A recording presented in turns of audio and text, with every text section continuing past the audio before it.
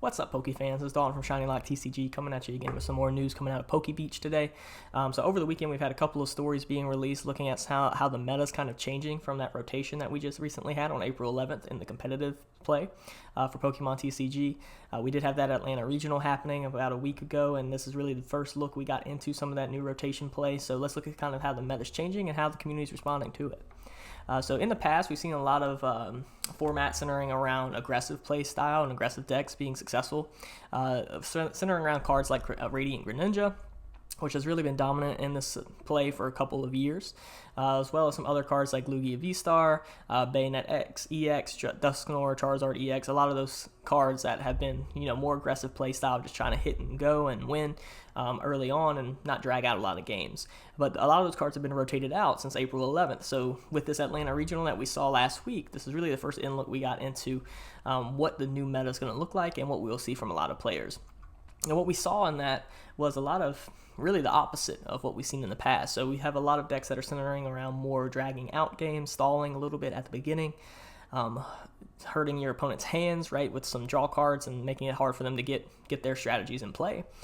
We also saw a lot of comeback decks set up for that as well. We saw with Prismatic Evolution coming out, an introduction of Budu. He was a real MVP for a lot of people there at the Atlanta Regionals.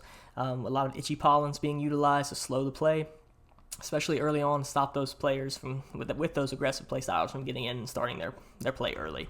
That was really coupled with Dragapult EX, who was the dominant star in a lot of decks there at the Atlanta Regional. About 70 to 80% used him as their main Pokemon to be successful there in competition. So in that regional competition, we had about 80% of those top 10 placers in the Masters section with that Dragapult EX card as their main.